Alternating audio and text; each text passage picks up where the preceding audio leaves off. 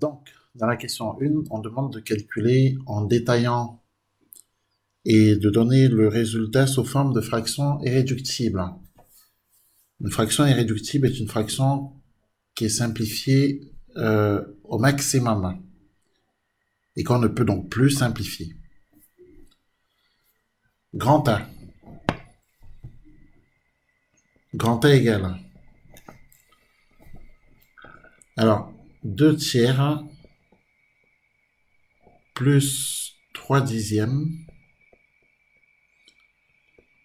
multiplié par 35 neuvièmes.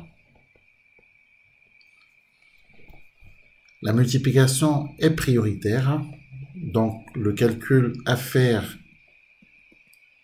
d'abord c'est 3 fois 35, 10 fois 9.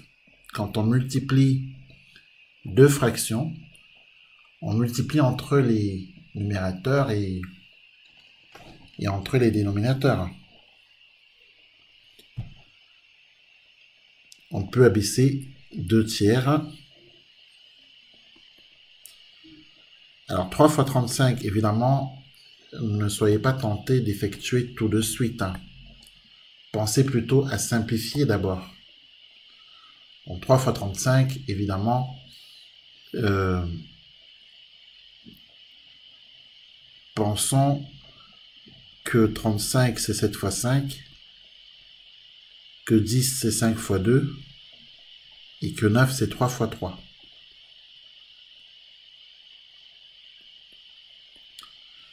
Ainsi, on peut se débarrasser des 3.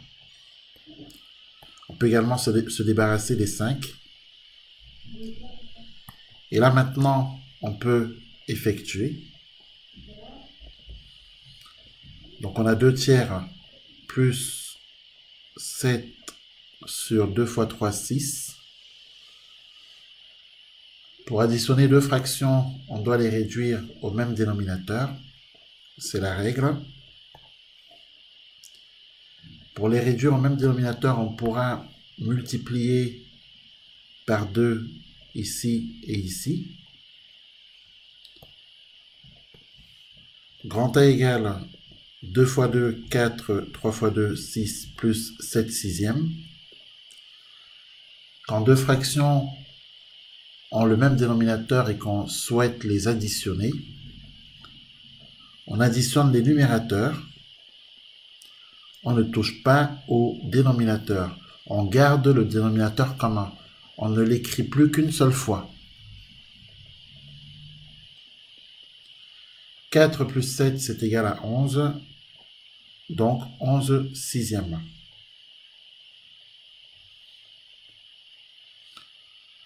Grand B.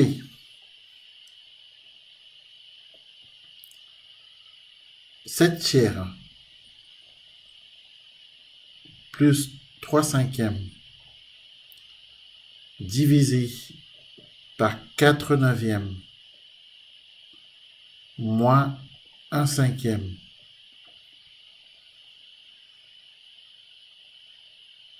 Évidemment, on peut déjà commencer par calculer 7 tiers plus 3 cinquièmes. Et ensuite, on calculera 4 neuvièmes moins 1 cinquième. 7 tiers plus 3 cinquièmes, c'est une addition de deux fractions. On doit réduire les fractions au même dénominateur. On pourra multiplier ici par 5. Ici également. Et multiplier ici par 3.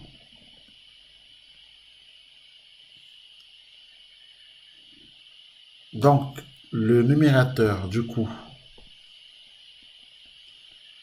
on obtient 7 fois 5, 35. 3 fois 5, 15.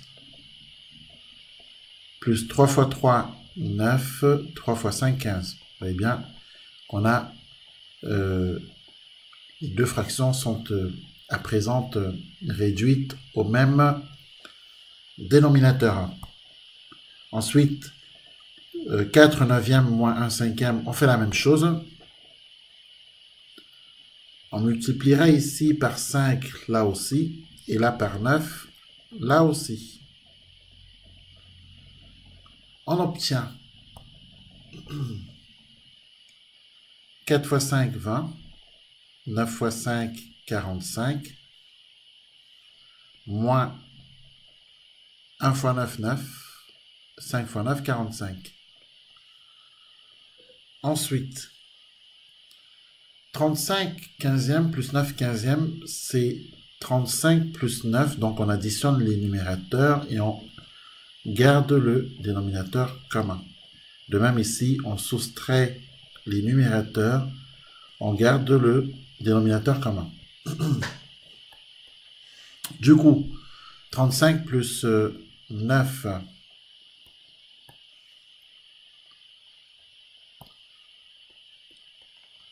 alors 35 plus 9, c'est égal à 44. Donc 44 quinzième divisé par 20 moins 9, 11. 11 45e.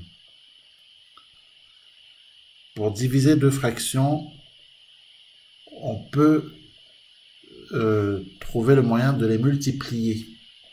Diviser la fraction 44 sur 15 par la fraction 11 sur 45 revient à multiplier la fraction 44 quinzième par l'inverse de la fraction 11 45e. Autrement dit par 45 sur 11.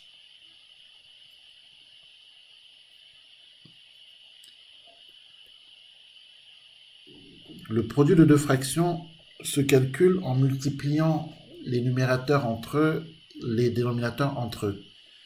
Et il ne faut surtout pas ici réduire au même dénominateur comme souvent le pensent certains d'entre vous. Voilà. Souvent certains pensent que arrivé ici, on doit réduire au même dénominateur. Eh bien non. Non, tout simplement parce que il y a des règles. Il y a des règles de calcul, il y a des règles sur l'addition de deux fractions, des règles pour soustraire deux fractions, il y a une règle pour multiplier deux fractions, il y a une règle pour diviser deux fractions. Donc, pour éviter de réduire ici au même dénominateur, je vous renvoie à chaque règle. Il faut les connaître, tout simplement. Pour additionner deux fractions, la règle est la suivante. Si elles n'ont pas le même dénominateur, on les réduit au même dénominateur. C'est pareil pour soustraire deux fractions. Si elles n'ont pas le même dénominateur, on les réduira au même dénominateur avant de les soustraire. En revanche, pour multiplier deux fractions ou pour diviser deux fractions qui n'ont pas le même dénominateur, il n'est nul besoin de les réduire au même dénominateur. Non. Ça n'a jamais été écrit nulle part qu'il faut les réduire au même dénominateur. Donc, apprenez les propriétés. On ne réduit pas des fractions qu'on multiplie. Voilà, c'est complètement inutile. Donc, du coup, ce qu'il faut faire, c'est faire ce que dit le cours, multiplier entre les numérateurs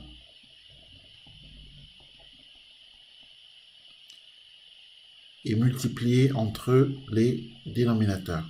Ensuite, pensez à simplifier avant d'effectuer. Parce que c'est vrai que certains élèves ici seraient tentés d'effectuer. Certains seraient tentés d'aller faire 44 fois 45. Ça fait 1980. Alors certains seraient tentés d'écrire 1980. Et ensuite de faire 15 fois 11, 165. Voilà. Ça, les correcteurs n'aiment pas. Je préfère vous le dire. Parce que là aussi, il y a une règle qu'il faut connaître. Vous devez simplifier d'abord. On simplifie d'abord. Et on effectue ensuite. Donc, on simplifie si bien sûr c'est possible de simplifier. Mais là, manifestement, 45 et 15 sont dans la même table. Et 45, c'est 15 fois 3. Donc, et puis 44 et 11 aussi d'ailleurs, puisque 44, c'est quand même 11 fois 4. Bon, ce serait dommage ici d'effectuer les calculs sans simplifier. Ce serait non seulement se compliquer la tâche pour la suite, mais en plus, il n'y a pas beaucoup de correcteurs qui apprécieront la démarche. Donc, 44, c'est 4 fois 11, fois 45, 15 fois 3, divisé par 15 fois 11. Alors, on pourra se débarrasser, bien sûr, des deux 15. On pourra également se débarrasser des 11. Résultat, 4 fois 3. Et c'est égal à 12. Eh bien, entre 12 et ce qu'on avait là, 1980 divisé par 165, bah, le choix il est vite fait.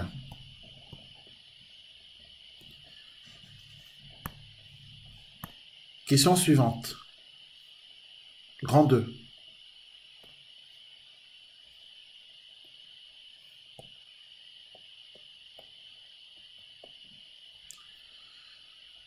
Calculer en détaillant, puis donner l'écriture scientifique du nombre grand C. Alors, grand C égale 6 fois 10 à la puissance 9 fois 3 fois 10 à la puissance moins 2.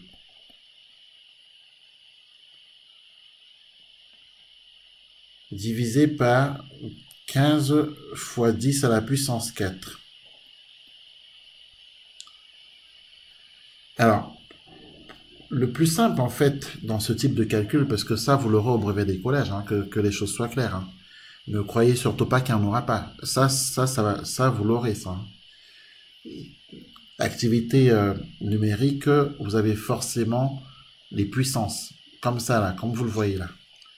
Donc, autant connaître la technique pour s'en sortir ici. Alors, moi, je pense que la technique, c'est peut-être pas la seule, mais bon, en tout cas, moi, je pense que il faut isoler les nombres, d'une part, hein, les isoler les nombres des puissances. Les puissances, on va les mettre entre elles, et les nombres, les valeurs numériques, enfin, du moins les autres valeurs, on les mettra également entre elles. Je pense que c'est mieux de faire comme ça. Donc, isoler, ça veut dire qu'on va écrire ici 6 fois 3, divisé par 15, d'une part, multiplié d'autre part par 10 à la puissance 9 fois 10 à la puissance moins 2, divisé par 10 à la puissance 4. Voilà, je crois que ça, tout le monde doit être capable déjà d'isoler de cette façon-là. Ensuite, on a deux ensembles. On a cet ensemble, il faut mener les calculs jusqu'au bout. Et puis, on a cet ensemble et on va aussi mener les calculs jusqu'au bout, de manière complètement indépendante. Hein.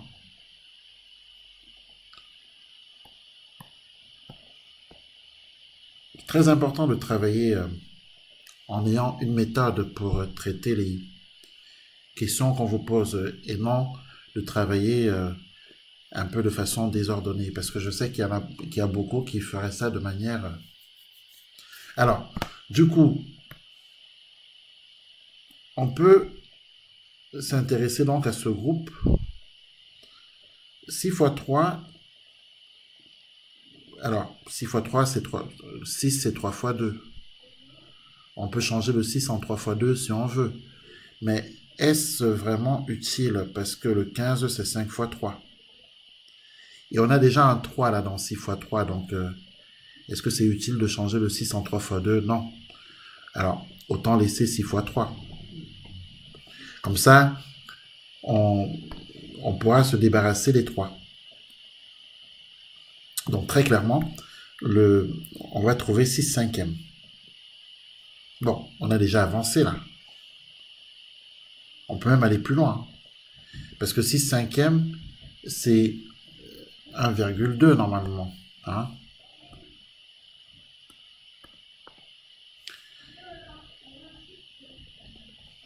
Vous voyez, on s'est occupé de cet ensemble et son résultat c'est 1,2. 1,2 fois quoi? Alors de l'autre côté, on va s'intéresser à cet ensemble. Et normalement, vous savez que, puisque vous avez fait le chapitre sur les puissances de 10, rappelez-vous, normalement, vous savez que 10 à la puissance 9 fois 10 à la puissance moins 2, vous additionnez les exposants. Vous savez ça. Rappelez-vous la formule 10 à la puissance m fois 10 à la puissance n. On avait dit que c'est 10 à la puissance m plus n. On additionne les exposants. Donc ici, très clairement, ce serait égal à 10 à la puissance 9 plus moins 2. Plus moins 2, c'est-à-dire 9 moins 2. Et donc, résultat, 10 à la puissance 7. Donc, on est bien d'accord que au numérateur, on aura 10 à la puissance 7. Donc, divisé par 10 à la puissance 4. Vous voyez, on a encore un peu simplifié. Et on sait que pour diviser 2 puissances de 10, eh bien, on a une formule qui nous permet de le faire. C'est la formule 10 à la puissance m sur 10 à la puissance n. Et on sait que c'est 10 à la puissance m moins n. On soustrait les exposants. Donc du coup ici, ça sera 10 à la puissance 7 moins 4. C'est-à-dire 10 à la puissance 3. Donc ici, on peut écrire qu'on a 10 à la puissance 7 moins 4, c'est-à-dire 10 à la puissance 3. Et voici l'écriture scientifique. Vous voyez, on a mené nos calculs méthodiquement. C'est important de travailler avec méthode, parce que quand ça va dans tous les sens, on ne s'en sort pas. Donc, quand vous aurez des puissances de 10, pensez à isoler les nombres qui ne sont pas des puissances elles-mêmes. Ça vous permettra de mieux travailler et de mieux conduire le calcul jusqu'au bout. Exercice suivant.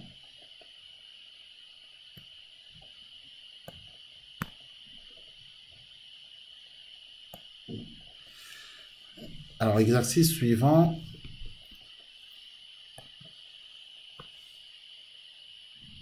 Alors, c'est le grand 3.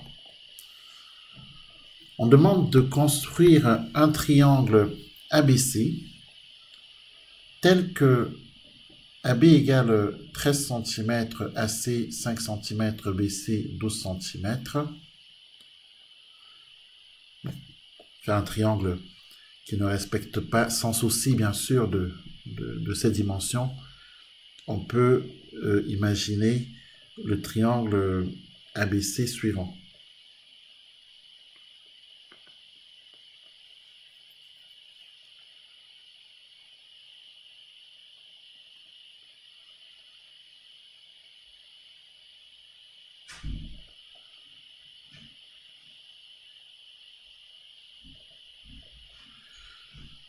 Voilà.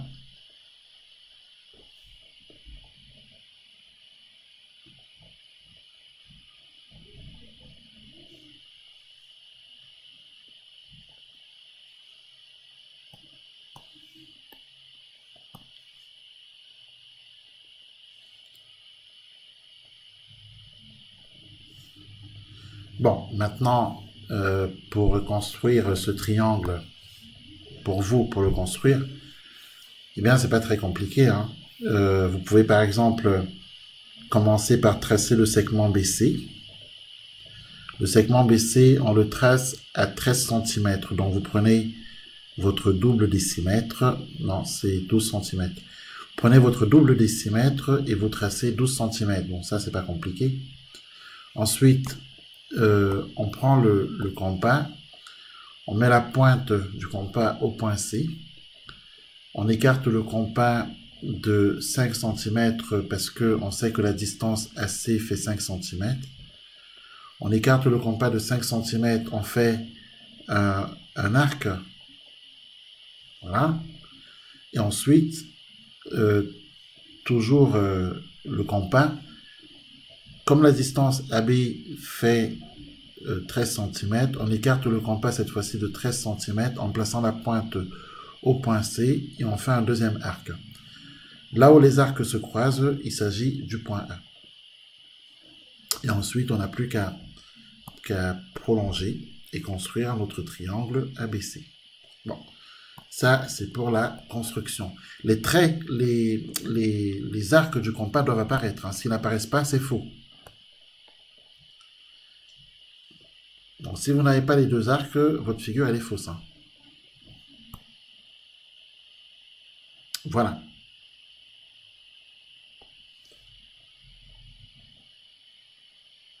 En principe, vos arcs comme ceci.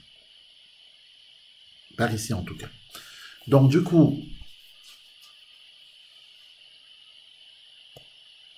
on nous dit que la distance AB fait 13 cm.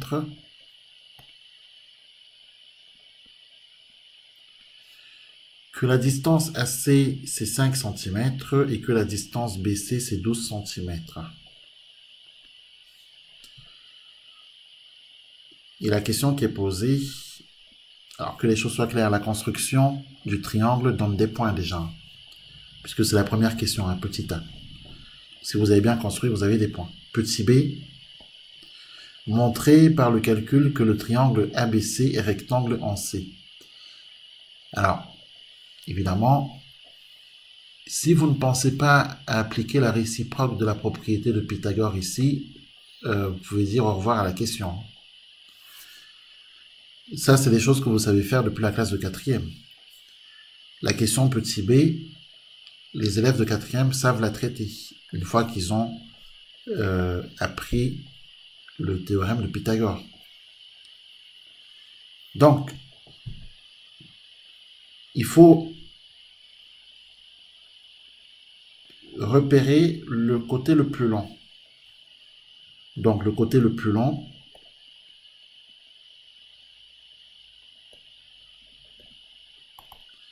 c'est le segment AB.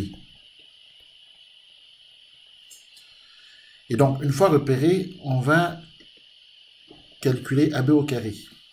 AB au carré, c'est 13 au carré. 13 au carré, 169. Ensuite, on calculera la somme des carrés des deux autres côtés. Autrement dit, CA carré plus CB carré. Et on comparera cette somme à AB carré. Alors, CA carré, c'est 5 au carré. CB carré, c'est 12 au carré. 5 au carré, c'est 25. 12 au carré, 144. 144 plus 25, 169. Eh bien, qu'est-ce qu'on constate? On constate que AB carré est égal à CA carré plus CB carré, puisqu'on a trouvé le même résultat. Et ça, on va l'écrire. Hein. Donc, on constate que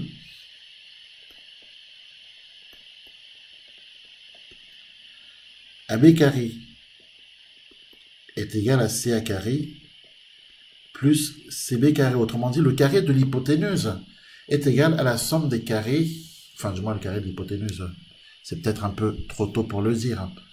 Du moins le carré du côté le plus long, parce que pour l'instant, on ne sait pas que AB est l'hypoténuse, puisqu'on n'a pas encore dit que le triangle est rectangle. Mais au moins, on peut dire que le carré du côté le plus long est égale à la somme des carrés des deux autres côtés. Donc, d'après la réciproque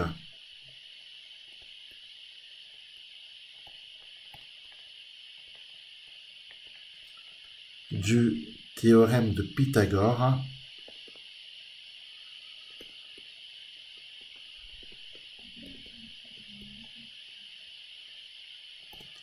le triangle ABC est rectangle en...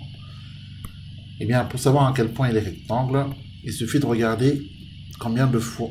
Le point C apparaît 2 fois ici. Donc, le triangle est rectangle en C.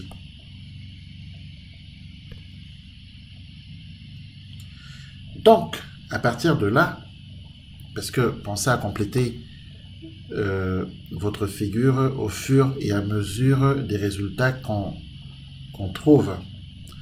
À partir de là, on peut mettre ici un angle droit.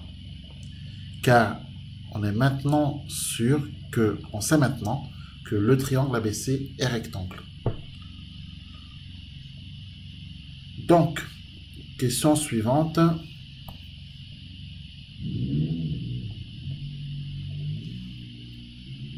On demande de placer le point M sur le segment AC. Voici un segment. Imaginons que le segment AC soit ce segment. On veut placer un point M sur le segment AC. Il faut le placer là, à l'intérieur.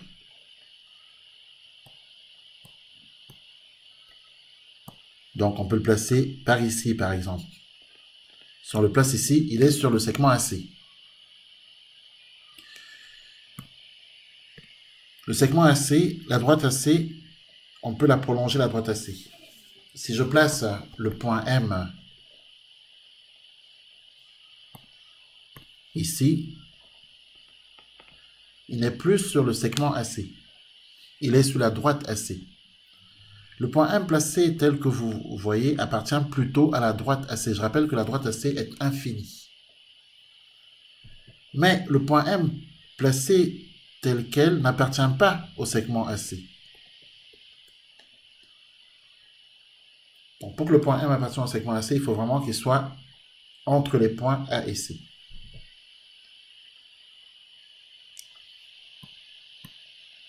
Donc, on va placer notre point M.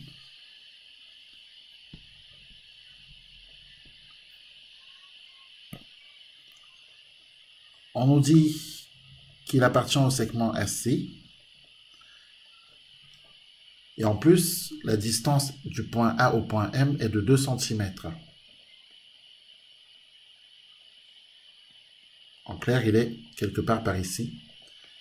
Et en plus, la distance du point A au point M, c'est 2 cm.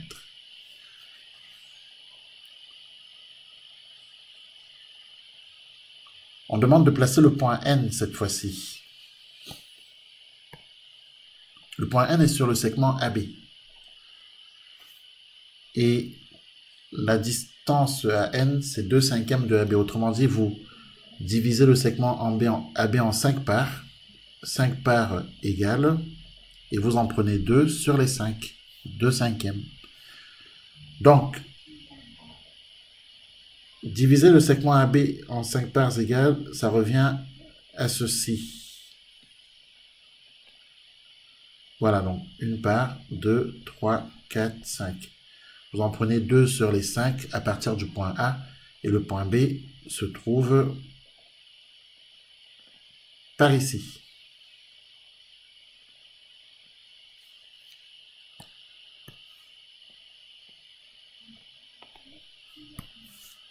Voilà. Le point N plutôt. Puisque c'est AN qui est égal à 2/5 de AB. Et ça, on peut l'écrire. Hein. On peut écrire que AM, c'est 2 cm. La distance AN, c'est 2/5 de la distance AB. En plus, on sait que le point M appartient au segment AC, que le point N appartient au segment AB, tout ça, ça fait partie des données. Hein. Voilà.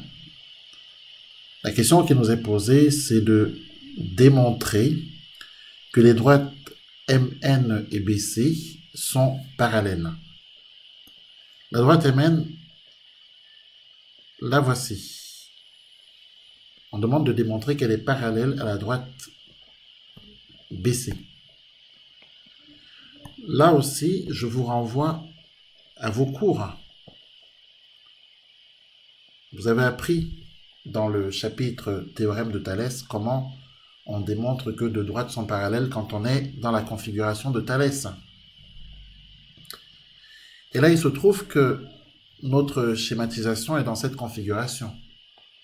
On a deux triangles. On a le triangle AMN, qui est d'ailleurs...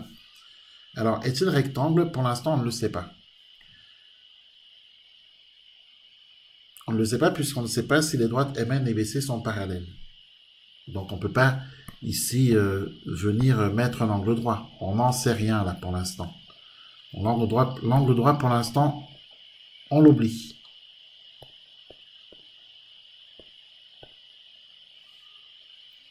Donc, je disais que les triangles AMN et ACB sont dans la configuration de Thalès. Donc, pour démontrer ici que les droites MN et BC sont parallèles, il va falloir utiliser la réciproque de la propriété de Thalès. Je vous avais déjà expliqué que le théorème de Thalès permet, comme le théorème de Pythagore, de calculer des distances. Chaque théorème a un rôle bien précis.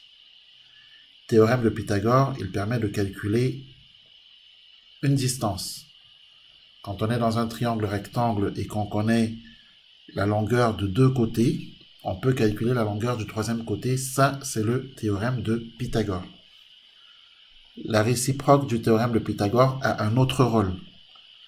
Quand on est dans un triangle et qu'on connaît la longueur des trois côtés, on peut, grâce à la réciproque de la propriété de Pythagore, démontrer que ce triangle est rectangle s'il l'est effectivement. Donc c'est un tout autre rôle. Le théorème de Thalès, son rôle est le suivant. Il permet de calculer une longueur, comme le théorème de Pythagore d'ailleurs. Avec l'égalité des rapports de Thalès, quand on connaît trois longueurs dans l'égalité des rapports de Thalès, quand on connaît trois longueurs, on peut calculer la troisième d'après le produit en croix. Et la réciproque de la propriété de Pythagore a un autre rôle également. Elle permettra de démontrer que deux droites sont parallèles quand on est dans la configuration de Thalès. Ça, vous devez savoir ça par cœur. Voilà. Soit vous le savez, soit vous ne le savez pas. Donc, quand une question est posée, il faut absolument qu'on ait une bonne maîtrise de son cours pour savoir comment se diriger dans la question. Donc, on a bien compris qu'on va devoir appliquer la réciproque de la propriété de Thalès. Donc, on a besoin pour l'appliquer de connaître la longueur MA. On la connaît puisqu'elle fait 2 cm. On a besoin de connaître la longueur AC. On la connaît, elle fait 5 cm.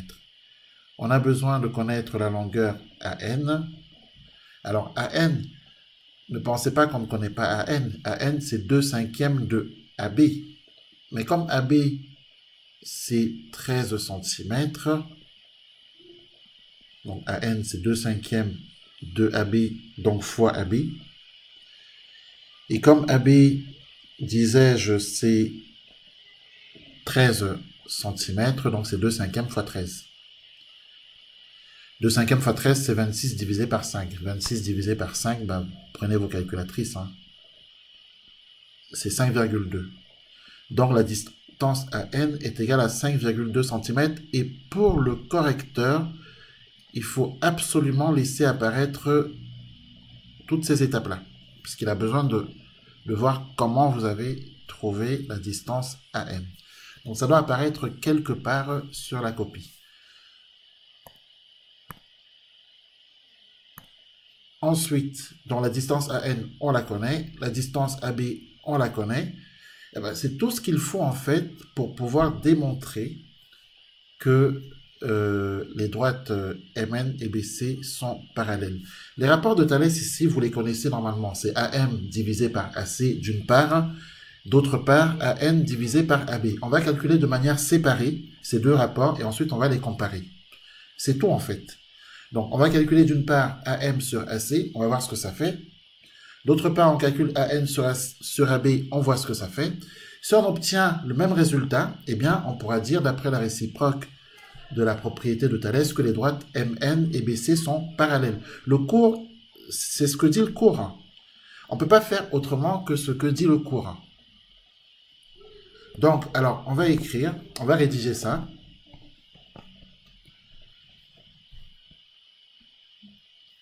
Donc, on pourrait écrire que... Alors, démontrons que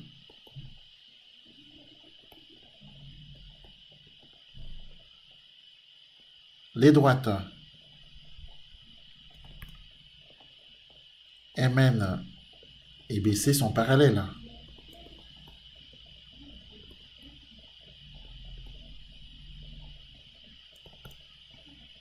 Alors, d'une part, on va calculer le rapport AM sur AC. Alors, calculons. AM sur AC. D'une part, d'autre part, calculons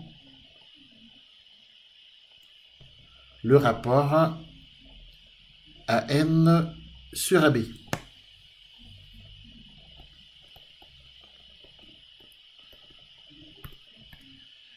Alors, AM sur AC, c'est égal. C'est égal, alors AM c'est 2 cm sur AC qui est égal à 5 cm, c'est égal à 2 cinquièmes. 2 cinquièmes c'est 0,3, mais bon, les professeurs aiment beaucoup les fractions, alors restez sur les fractions. Le rapport AN sur AB, la distance AN, on l'a vu tout à l'heure, hein, on a calculé, on a trouvé 5,2. 5,2 c'est 52 dixièmes. Bon, mais compliquons pas les choses, c'est 5,2. Et AB c'est 13.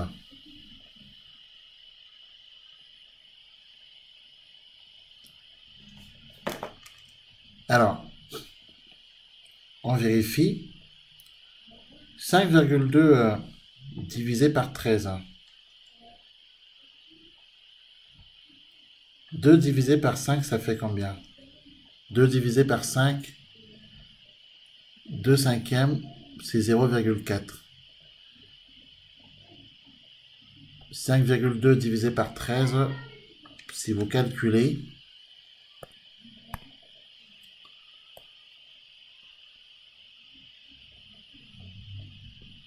on trouve également 0,4.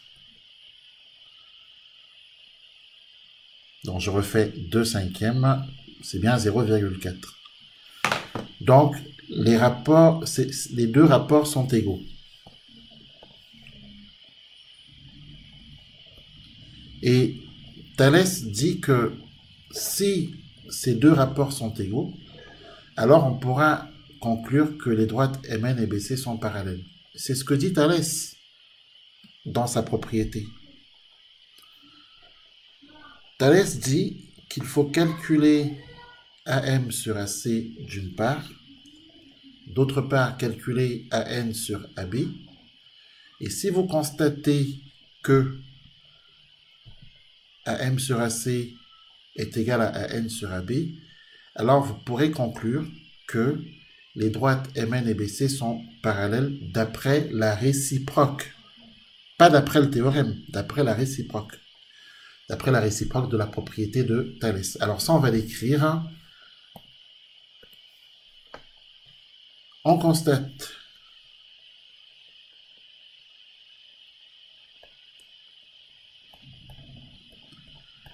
que AM sur AC est égal à AN sur AB.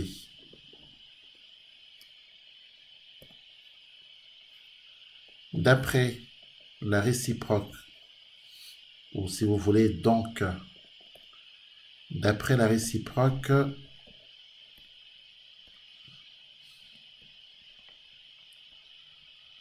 du théorème de Thalès.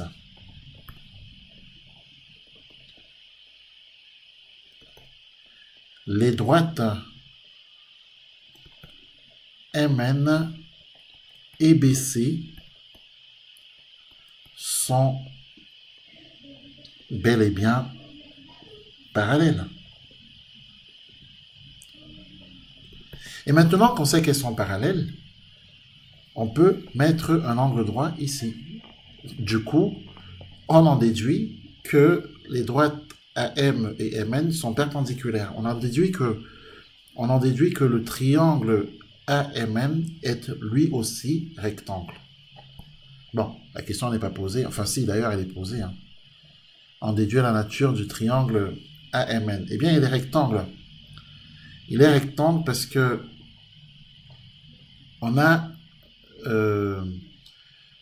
la droite BC est perpendiculaire à la droite AC. Or, la droite MN, on vient de démontrer qu'elle est parallèle à la droite BC. Par conséquent, la droite MN est perpendiculaire, elle aussi, à la droite AC, ce qui entraîne que le triangle AMN est rectangle en M. Il y a une propriété qui permet de gérer tout ça.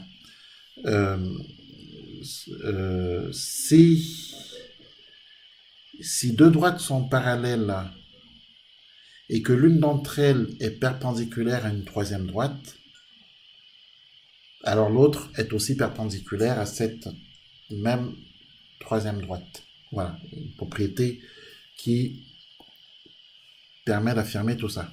Donc, du coup,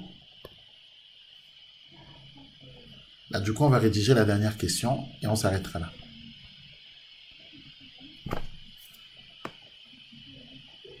Alors, petit e. On vient de démontrer que les droites MN et BC sont parallèles. On peut dire ceci.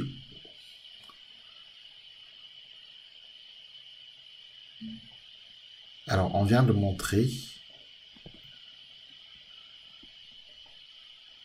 que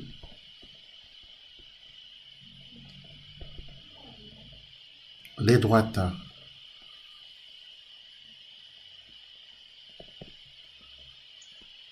MN et BC sont parallèles.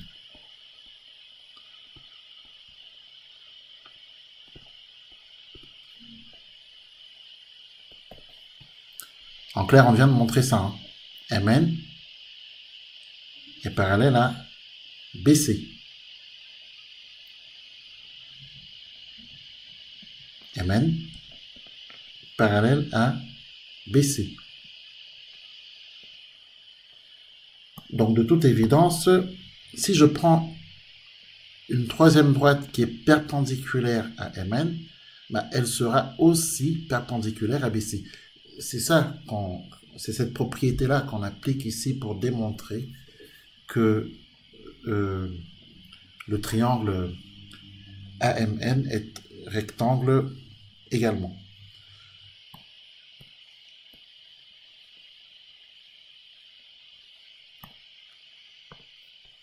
Donc, si on regarde notre schématisation, parce que pour démontrer, on a toujours besoin de regarder notre figure, puisque c'est elle qui nous guide dans la démonstration. Donc, on vient d'écrire que les droites BC et MN sont parallèles. De plus, le triangle, le triangle ABC est rectangle en C, ce qui permet de dire que les droites BC et CA sont perpendiculaires. Donc, ça, on va l'écrire.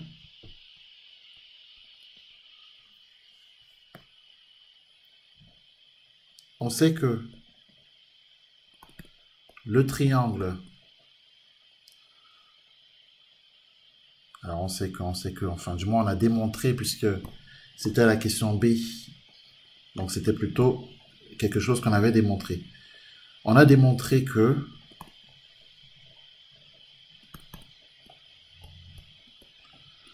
le triangle ABC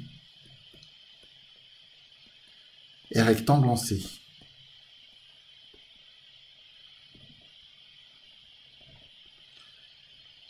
Ce qui permet d'affirmer que, ou ce qui prouve que les droites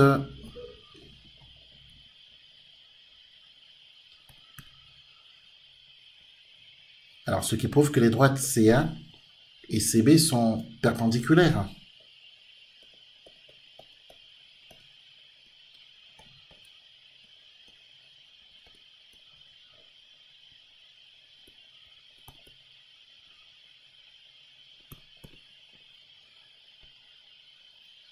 Et c'est là qu'il faut citer la propriété.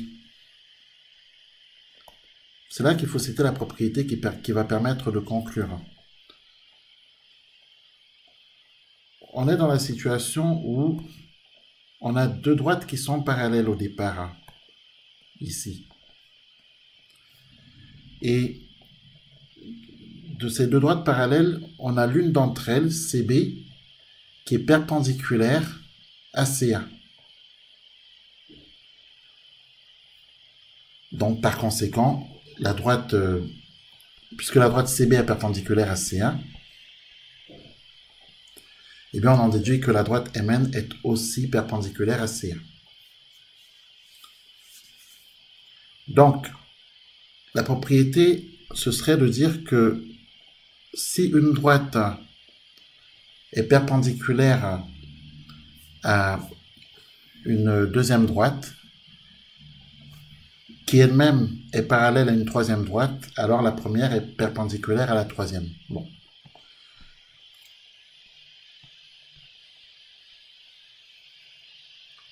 Alors la propriété, on va la rechercher ensemble.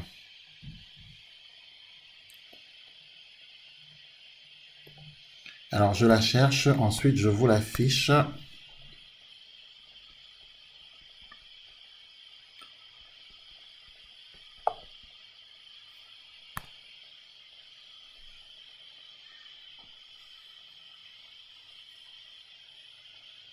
Voilà, et là la propriété.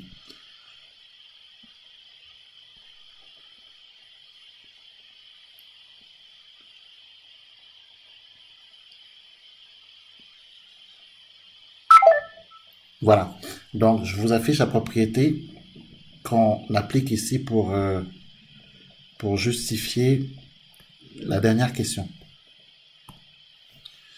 Et bien là, voici, propriété. Si deux droites sont parallèles, c'est le cas, hein, puisque MN et BC sont parallèles. Alors, toute droite perpendiculaire à l'une, et c'est le cas parce que CB est perpendiculaire à la droite CA. Enfin, du moins, CA est perpendiculaire à CB. Alors, toute droite perpendiculaire à l'une est perpendiculaire à l'autre. Donc, autrement dit, comme CA est perpendiculaire à CB, bah alors CA est aussi perpendiculaire à MN. C'est ça que dit la propriété. Donc, très clairement, on a deux droites qui sont parallèles. La droite CA est perpendiculaire à CB. Eh bien, elle sera aussi perpendiculaire à MN d'après la propriété que nous avons juste à droite. Donc, la propriété, on va l'écrire. Si deux droites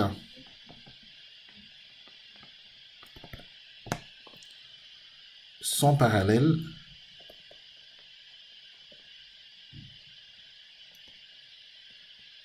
alors toute droite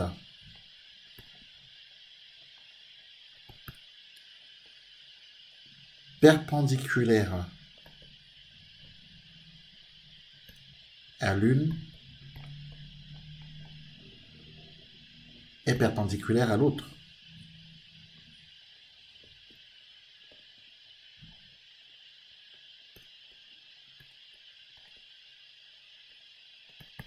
Donc, pour conclure, par rapport à notre question, on a les droites MN et BC qui sont parallèles. Voilà ce qu'on sait, pour nous en tout cas. Donc, MN et BC parallèles au départ. Ensuite, on sait que BC qui est l'une des deux droites parallèles, hein, BC, est perpendiculaire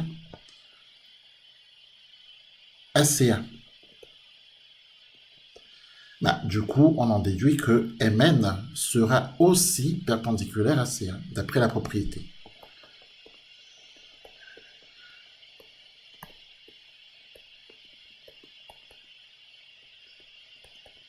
Voilà. Voilà ce que dit cette propriété. Donc, MN aussi perpendiculaire à CA, bah, ça prouve que le triangle AMN est donc rectangle en M. Et là, on a répondu à la question.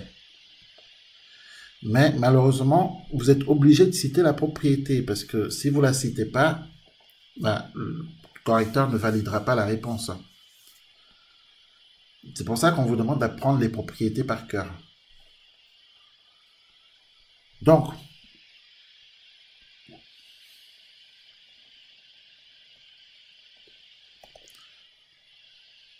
on peut continuer en disant que donc le triangle